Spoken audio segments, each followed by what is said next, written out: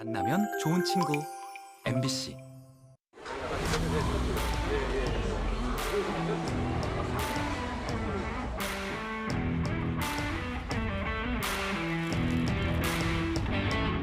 지금 시장은 온라인 시장으로 이제 변화가 됐는데 이 전통시장 상인들의 어떤 노령화가 너무 가속화되면서 노령층의 이제 상인들이 온라인 시장 디지털 경제에 대한 준비를 하기 상당히 어려웠다. 그렇게.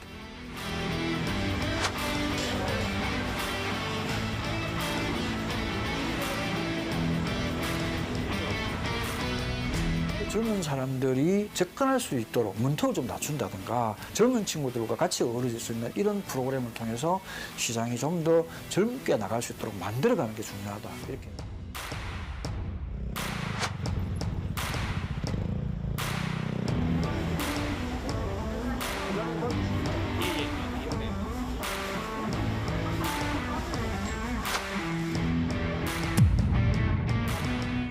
여러분 안녕하십니까? 시사포커스인 조경건입니다. 설 대목인데 전통시장의 모습은 여느 때와 다르지 않습니다. 오늘은 부산 전통시장의 위기와 해법을 정은주 기자와 살펴봅니다. 정 기자 어서 오세요. 네.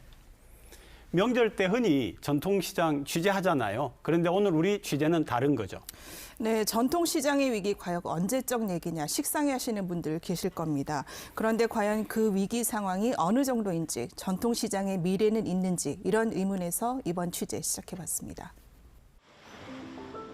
부산 수영구의 한 전통시장입니다.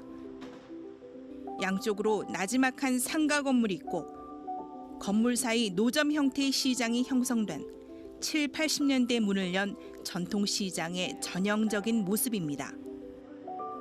몇 개 점포가 운영 중인 상가 건물을 지나 간판 아래 시장 내부로 들어가 봤습니다.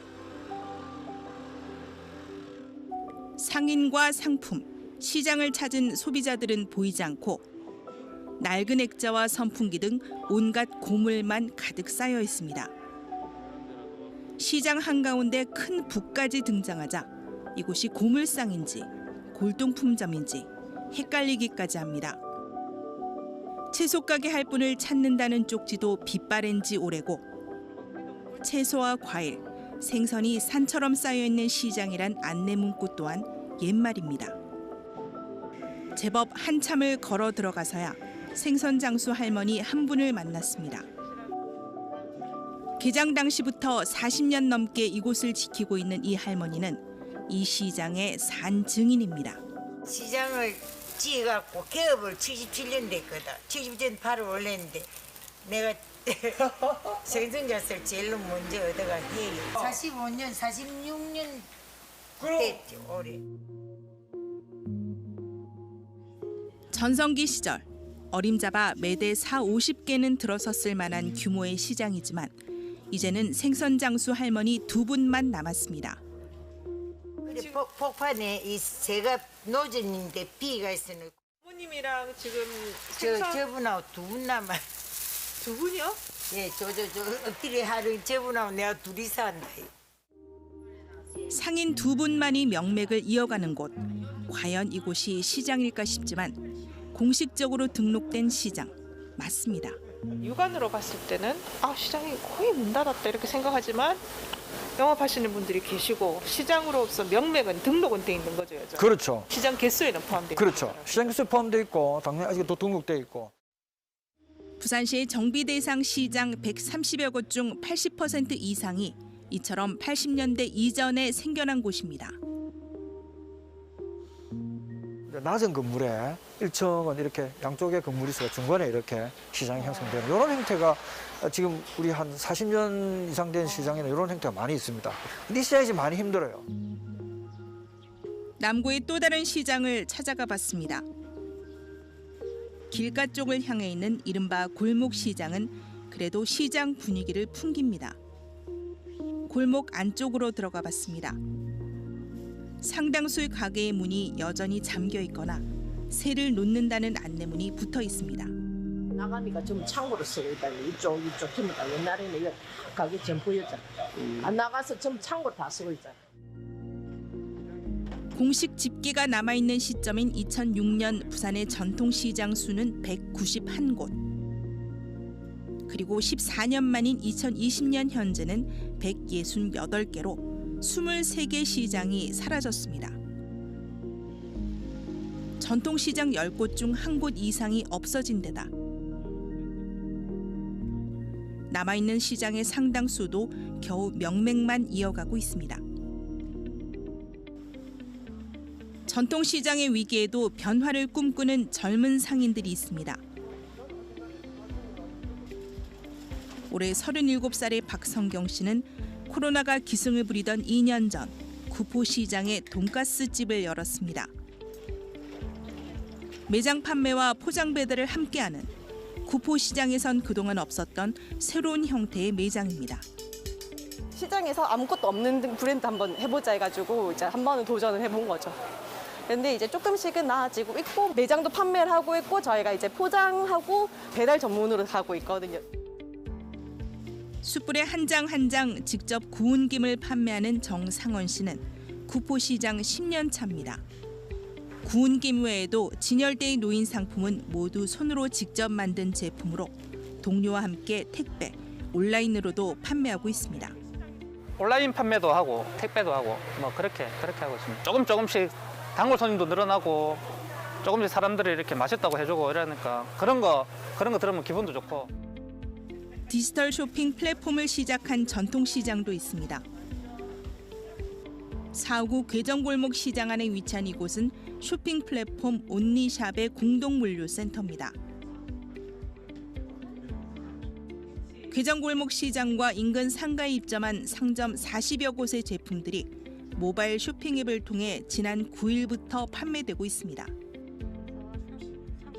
사하 지역 내에 저희가 그 라이더 갈 수 있는 범위까지 하고 그 외는 전부 다 택배, 그러니까 이길 택배. 그 원물 같은 경우는 시장 3만 원 이상, 그리고 음식 배달은 15,000원 이상일 경우는 다 무료로 들어가고 있습니다. 이 시장과 인근 상권의 경우 정부의 디지털 상권 르네상스 사업에 선정돼 3년 동안 60억 원을 지원받았습니다.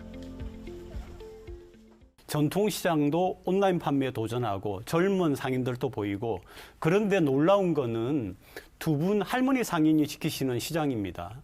네, 보신 것처럼 언론에 잘 드러나진 않지만 전문가들의 말을 종합하면 이런 시장이 부산에 한두 곳이 아닐 거라는 겁니다. 실제로 시장들이 사라지고 있고요. 네, 그런데 전통시장을 살리려는 노력은 쭉 계속되어 왔는데 효과가 있었느냐, 이게 문제죠. 네, 그 부분도 취재했습니다.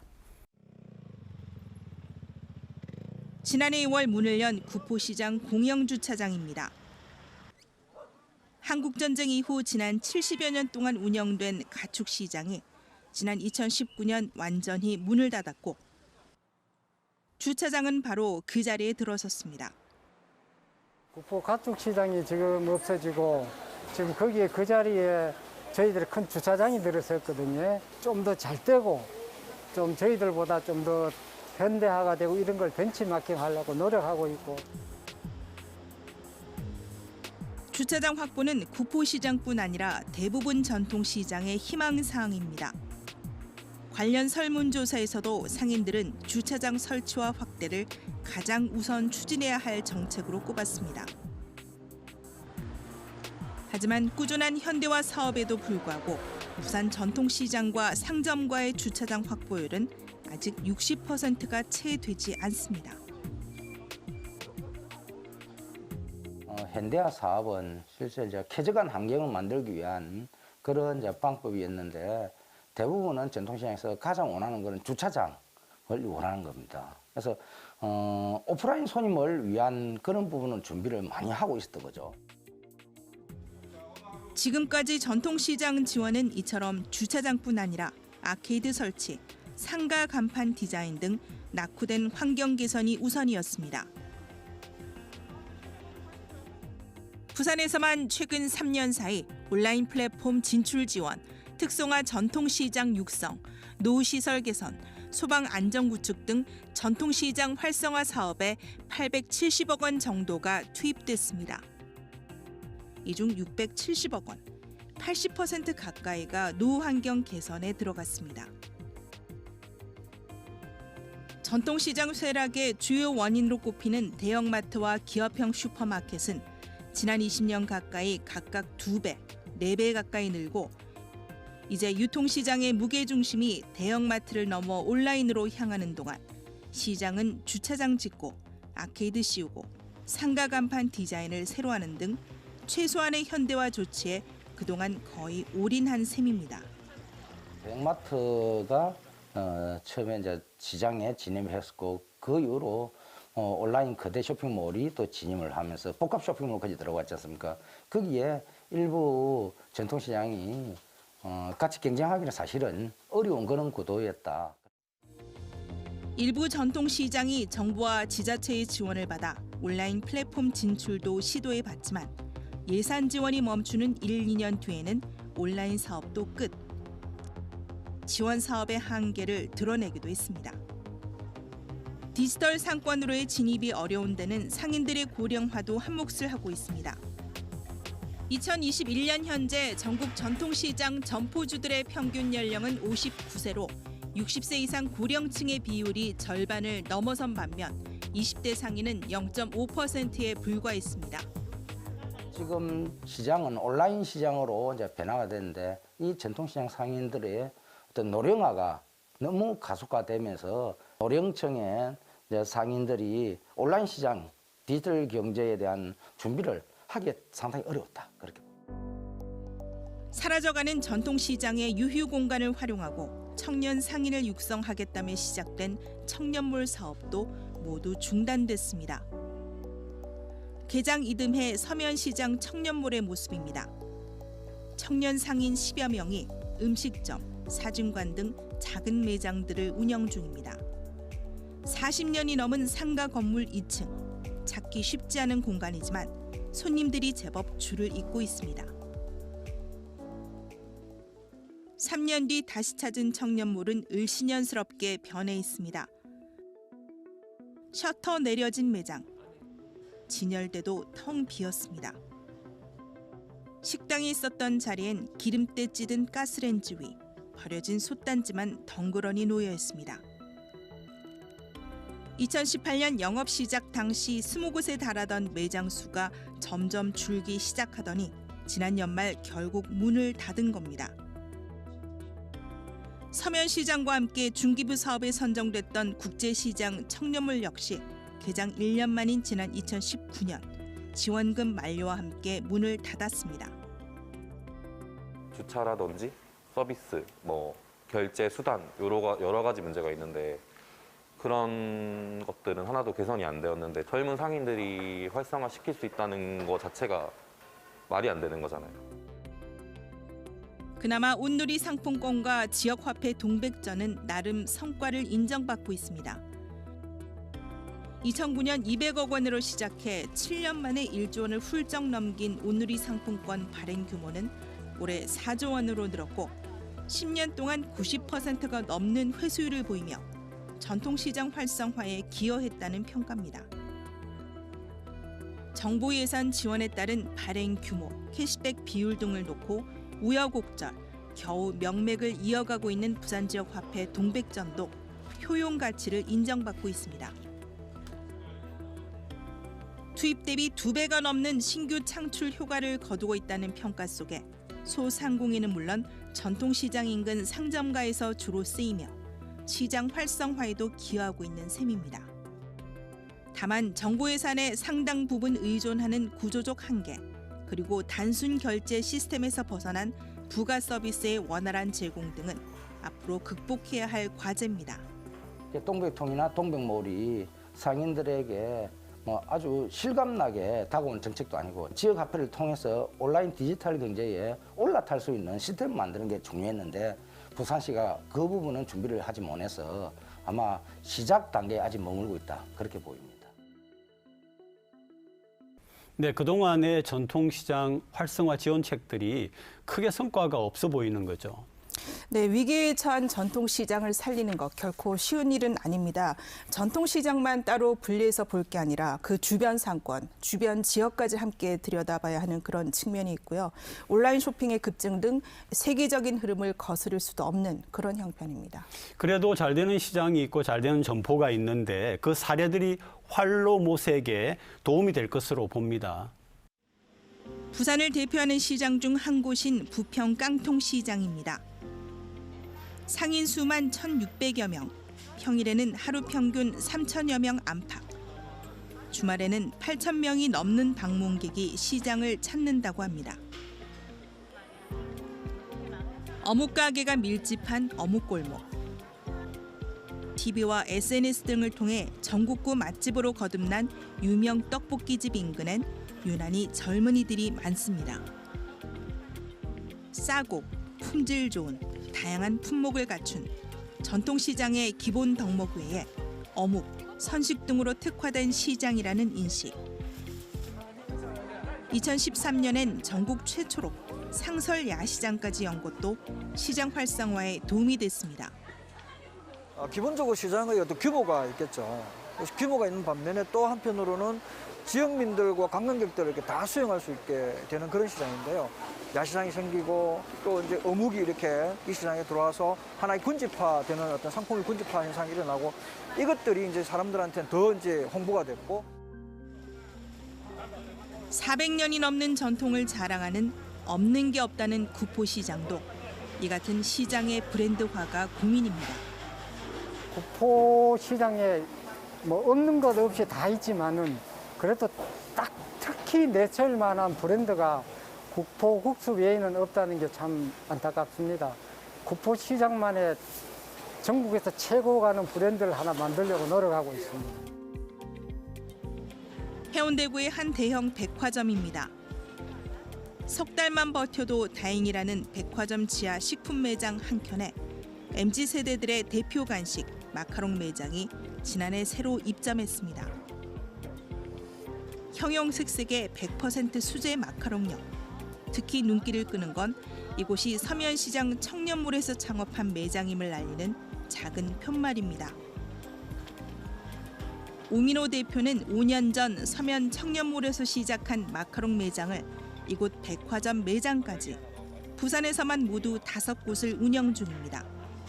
청년몰 사업단에서 처음에 마케팅 교육이나 홍보 같은 거를 많이 해줬어요. 월세를 지원해 주니까 월세 부담이 없으니까 좀 가볍게 시작할 수 있었던 것 같아요.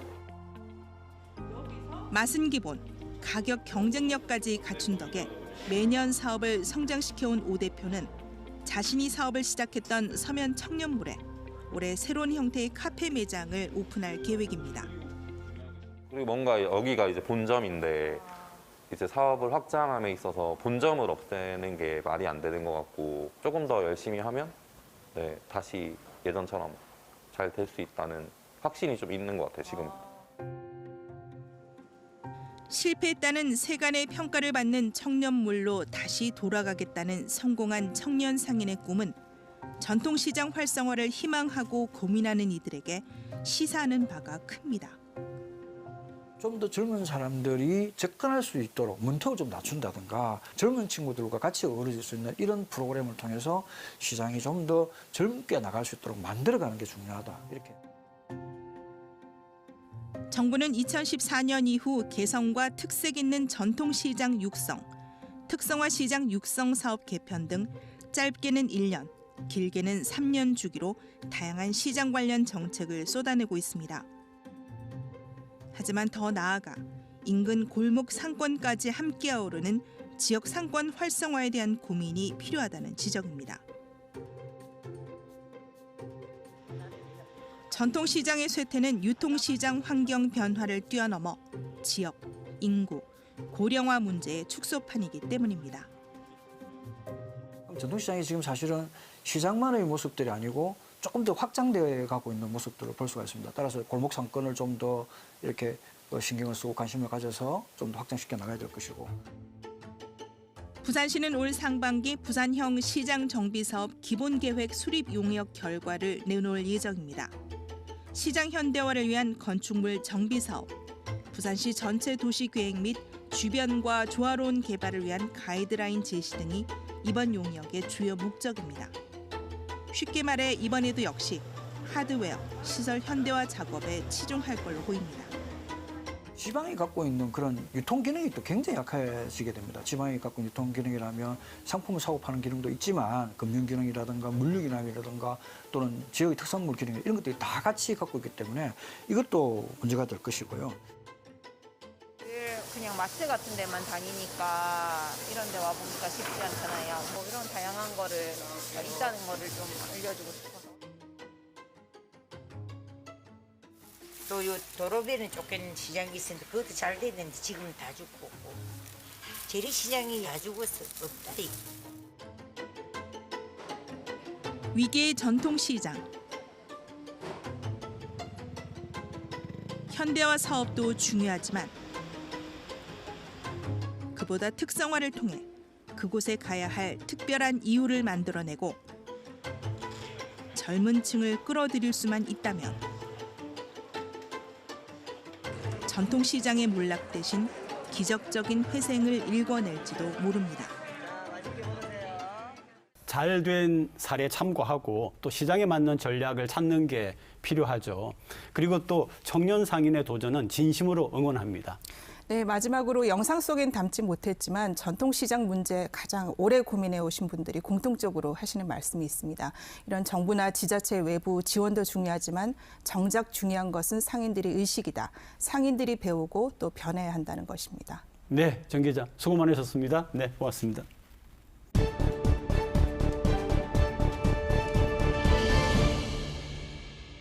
중요한 부산 쟁점들을 짚어보는 유센 이슈. 오늘도 부산시 의회 이준호 의원, 서지원 의원 두 분 함께 하십니다. 어서 오시죠. 네, 반갑습니다. 안녕하세요. 네, 후쿠시마 오염수 방류, 우리 부산 시민들의 관심이 더 필요합니다. 영상 보고 얘기 나누겠습니다. 시민단체가 도쿄전력을 상대로 낸 후쿠시마 방사능 오염수 해양 방류 금지 민사소송이 부산지법에서 진행됐습니다.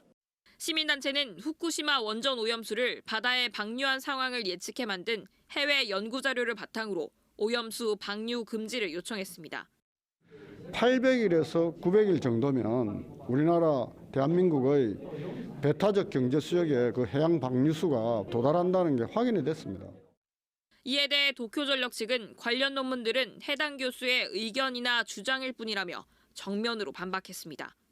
그러면서 오염수 방출은 대한민국과 실질적 관련이 없고 그로 인한 피해를 입증할 수도 없다며 당사자들 사이 국가가 달라 대한민국 민법이 적용될 수 없다는 입장을 보였습니다.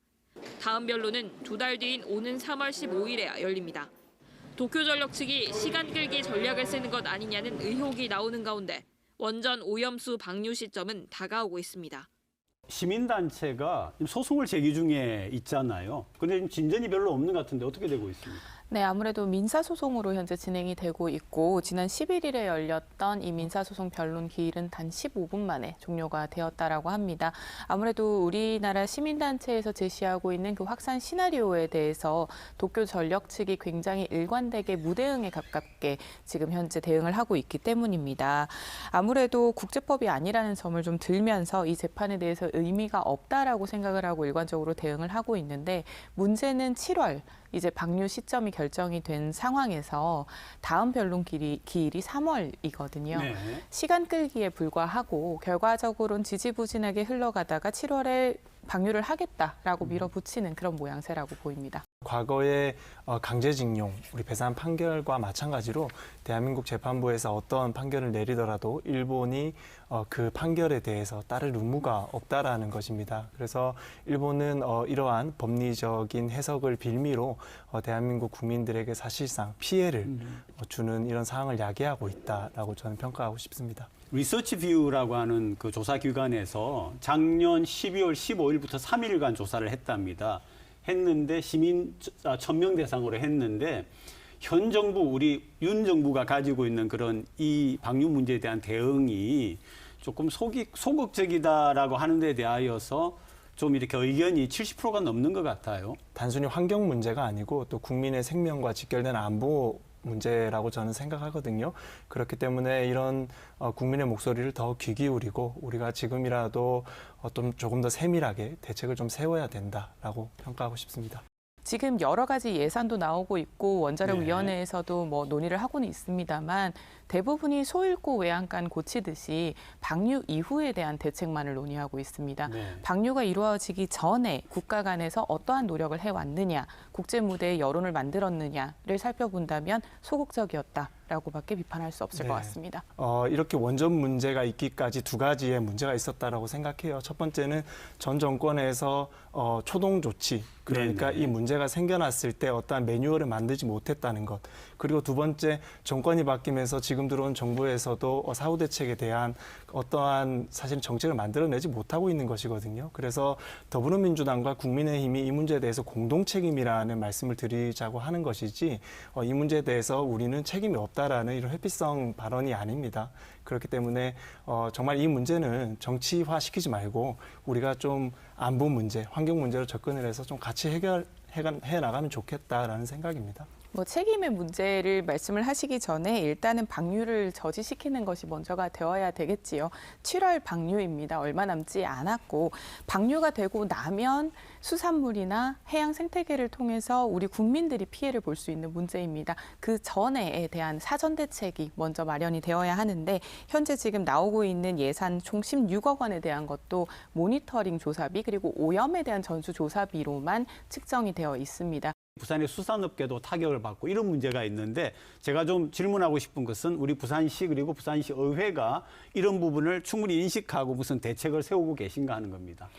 이제 상반기 업무 보고가 2월부터 시행이 됩니다. 그럼 이 부분 같은 경우는 사실 해양농수산국이 소속되어 있는 해양도시안전위원회에서 업무 보고를 받고 이에 대한 질의를 이어갈 예정입니다. 시의회도 이 부분에 대해서 충분히 공감을 하고 있고 경계성을 가지고 있기 때문에 이에 대한 상반기 업무 보고를 통해서 해결책이 나올 수 있을 것이라고 생각을 합니다. 우리가 국제 공신력 있는 기구, 국제 원자력 기구가 있습니다. 국제 원자력 기구에서 지금 일본의 오염수가 정말 인체에 영향 미치는지에 대한 진단을 하고 있어요. 이 보고서가 이제 수달 내에 전 세계인들에게 공개가 될 예정입니다. 그래서 이 보고서를 토대로 우리가 또 전략도 바꿔가면서 정말 일본을 대상으로 이 문제를 현명하게 풀어나가야 될 것이다라고 저는 생각합니다. 그러니까 이제 7월에 방류가 예정이 되어 있고요. 그리고 이제 우리가 봄에 이제 다시 시와 시의회 차원에서 본격적으로 이 부분에 대하여서 좀 대책을 마련해 주실 것을 기대하겠습니다. 지난 10월 부산의 한 주택에서 홀로 살던 70대 남성이 숨진 지 한 달 만에 발견됐습니다.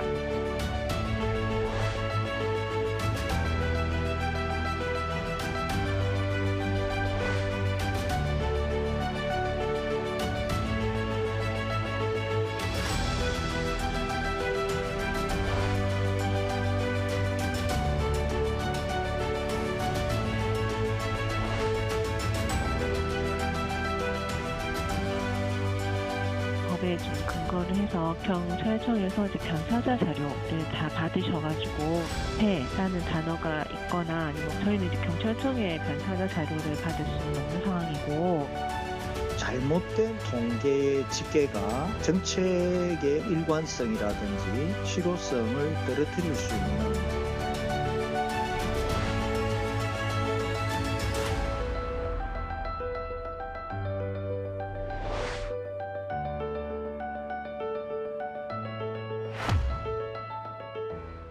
이런 차이가 과연 정부 어쨌든 시도 책임 있는 기관인데 왜 이런 겁니까? 네, 이제 집계 방식이 달라서 그렇습니다. 이제 보건복지부는 경찰청에서 집계한 데이터를 토대로 데이터를 발표를 합니다.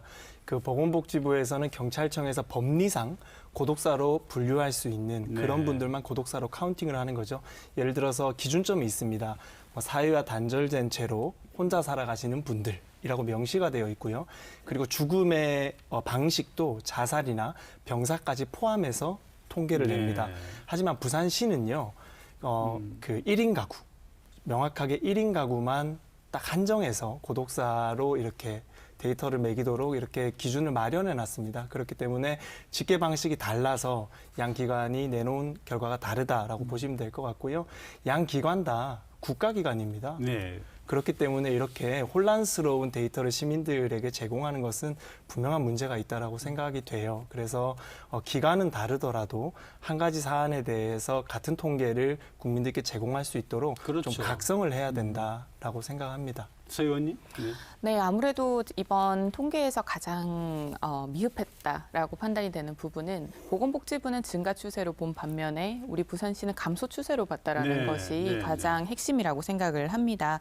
사실 이렇게 되면은 전체적인 사업을 계획을 할 때 있어서 그 수혜 대상에 대한 축소가 이루어질 수 그렇죠. 있고 예산 편성에 대해서도 문제가 발생을 할 수 있기 때문에 이번 통계를 통해서 미흡한 점이 도출된 것은 이제 보완을 좀 하고 현실성을 좀 더 부여해야 한다라는 의견이 많습니다. 다만 우리 부산시 같은 경우는 서울시와 함께 유일하게 전국에서 고독사를 관리해 온 도시 중에 한 곳입니다. 네. 그래서 나름대로 긍정적인 측면을 좀 보자면 열심히 한번 일을 해보려고 사업은 만들어져 있고 2019년에 고독사와 관련된 조례도 제정이 돼서 사업은 진행을 하고 있습니다만 이렇게 통계적인 부분이나 적극 행정을 펼치는 부분에서 조금 더 전문성이 필요했던 부분이 있다라는 것을 이제 알게 되었으니 네. 지금부터라도 좀 제대로 이 통계를 좀 보완을 해서 실천을 한다면 훨씬 좋은 결과가 나오지 않을까 싶습니다. 그렇지 않아도 보니까 부산시 고독사에 대하여서 부산시가 발표한 걸 보니까 2017년에는 40명이었는데 작년에는 14명으로 꾸준히 줄고 있다 이렇게 이야기를 했더라고요. 그리고 또 한편으로 보니까 찾아가는 의료지원 사업의 예산이 이번에 감액이 됐어요. 그러면은 통계가 잘못되니까 예산 배정도 잘못될 수가 있다라고 하는 걸 보여주는데 이 부분은 어떻습니까? 또 예산결산위원회에 네네, 있다 보니 네네. 이 부분에 대한 예산의 증액과 삭감을 검토했던 위원 중에 한 명으로서 말씀을 좀 드리면 의료버스 사업 같은 경우는 필요한 사업 맞습니다. 그래서 산복도로에 계신 고령층이나 네. 그리고 거동이 좀 불편하신 분들에게 찾아가서 이제 의료 서비스를 제공을 하고 의료 데이터도 축적을 하는 의도는 좋은 사업입니다. 다만 시에서 올해에 이 버스에 대한 증편을 이야기를 하면서 대수를 늘리기 위한 예산을 제안을 했었습니다. 네. 하지만 의회에서는 충분히 이 부분에 대해서 홍보를 통해서 있는 버스로 그 실적을 조금 더 할수 면밀하게 있다. 체계적으로 관리를 하는 것이 우선이다라는 판단에서 이렇게 진행이 됐던 부분입니다. 오해하시면 안 되는 게 우리가 찾아가는 의료 서비스를 줄인 게 아니고 네. 현행대로 유지하고자 하는 거예요. 그래서 일각에서는 예산이 삭감됐다고 하니까 이제 이 서비스를 안 하는 거다. 방치하는 거다라는 또 의혹을 제기하시는데 그런 것이 아니고 현행대로 유지해서 잘 관리하겠다라는 입장입니다. 결국 고독사는 예방을 하는 게 중요하지 않겠습니까? 그렇게 보면 부산시의 어떤 대책, 정책 뭐가 있을까요? 뭘 해야 되겠습니까? 우선은 이번 통계에서의 보완책이 나온 것처럼 전수조사를 제대로 먼저 해야 되겠지요. 좀 더 꼼꼼한 실태조사가 필요한 것이 가장 우선되어야 할 것이고 가장 중요한 것은 결국 1인 가구, 고령층 1인 가구 분들께서 사회로 지속해서 나오시고 소통할 수 있게끔 그 장을 마련하는 것입니다. 그러다 보니 이제 부산시 같은 경우에서는 뭐 네트워킹 사업이라든지 대한가족 서비스를 통해서 그 소속해 있으신 거주하고 계신 구를 최대한 활용하는 그런 센터 방문이나 뭐 직접 찾아가는 서비스도 있겠지만 그분들이 적극적으로 교류하고 지속해서 나올 수 있는 프로그램에 계속 관심을 두는 것이 중요해 보입니다. 고독사 예방 시범 사업을 실시하고 있습니다. 예산 한 3억 9천 정도 투자를 이제 보건복지부에 받아서요. 6개 지자체가 지금 하고 있습니다. 중구, 서구, 동구, 사상구, 사하구, 수영구가 하고 있는데요. 이 사업을 통해서 우리는 고독사가 우려되는 분들을 먼저 찾아내고 우리가 관리할 수 있는 것이죠. 이 사업을 점진적으로 앞으로 늘려서 부산 전역에 16개 단체에서 다 할 수 있도록 저변을 만들면 고독사가 우리가 이 고독사를 완전히 컨트롤할 수 있을 것이다라고 보고 있습니다. 2030 엑스포와도 상관이 있고요. 또 이 사업 자체로도 굉장히 의미가 있어 보이는데 남해안 관광벨트 사업을 추진한다고 합니다. 영상 보시겠습니다. 남해안을 세계적인 해양 관광 거점으로 만들자며 부산과 경남, 전남이 손을 맞잡았습니다. 섬과 갯벌, 해안 등 남해안권의 해양 자원을 기반으로 관광 사업을 공동 발굴하기 위해 남해안권 관광개발청을 출범시켜 정부와 협력하기로 했습니다. 지역 발전에 엄청난 계기를 가져다 줄 것이고요. 부산 엑스포의 효과가 남해안 전체로, 남부권 전체로 확산되는. 힘을 보태기로 한 해양수산부는 남해안 해양 레저 관광 벨트 사업을 포함한 해양 레저 관광 활성화를 추진하기로 하고 밑그림을 구상하고 있습니다. 관광 상품을 공동 개발하고 인프라를 확충한다는 계획인데 부산은 마리나와 크루즈 시설을 갖춘 북항 재개발 지역을 대표적인 인프라로 활용해 다양한 관광 콘텐츠가 만들어질 가능성이 높아졌습니다. 문화체육부도 오는 2033년까지 3조 원을 투입해 부울경과 호남을 잇는 K관광 휴양벨트를 조성하기로 해 남해안 해양관광 사업들의 추진 속도는 더 빨라질 것으로 보입니다. 부산, 경남, 전남을 잇는 그런 남해안권 해양 레저 관광 벨트. 이름이 굉장히 좀 길긴 한데 내용이 뭡니까? 네, 말씀하시고 이 영상에서도 보신 것과 같이 부울경을 포함해서 이제 호남까지 연결이 되는 이 모든 지역들을 하나의 관광 벨트로 묶겠다라는 것입니다. 네. 각 지역에서 이제 좀 상징적인 관광 지점들을 연결을 해서 하나의 벨트로 묶겠다라는 사업인데요. 좀 분명히 짚고 넘어가야 하는 것은 이 남해안 관광 벨트 개발 계획은 2000년대부터 시행이 되었던 그렇죠. 사업입니다. 맞습니다. 2000년도에 개발 계획이 처음 만들어졌고 2009년부터 10년 단위로 계속해서 이 개발 계획이 수정되거나 삭제되거나 변경되면서 계속해서 이루어지고 있습니다. 네네. 다만 이제까지는 국토부에서만 발표를 해왔던 사업인데 이번에 해수부에서는 해양 레저를 넣고 문체부에서는 K관광이라는 단어를 넣으면서 기존에 있던 사업을 마치 새로운 사업인 것처럼 포장을 해서 계속해서 발표를 하고 있는 것입니다. 네. 어떻게 보면은 그동안 20년 동안 지지부진하게 제대로 이어져 오지 않았던 부분을 미흡한 부분을 보완하고 수정을 해야 할 것을 신규 사업인 것처럼 이렇게 홍보를 하는 부분에 대해서는 오히려 우리 시민분들을 현혹시킬 수 있는 부분이라 많은 우려가 됩니다. 그 20년째 해오던 사업을 재포장했고 시민들을 현혹시키겠다고 말씀해 주셨는데 이 사업을 최초로 선거 공약을 통해서 제안하신 분은 더불어민주당 소속 전남도지사세요. 네. 그래서 전남도지사, 경남도지사, 부산시장이 함께 이 사업을 앞으로 추진해 나갈 것이다. 그래서 이것이 시민을 현혹시키기보다는 20년간 잘 진행되어 오지 않았던 사업을 우리가 새롭게 이제는 실패 없이 성공으로 이 사업을 마무리 짓자라는 의미로 새 단장에서 국민들께 발표를 했다라고 해석을 하시면 될 것 같습니다.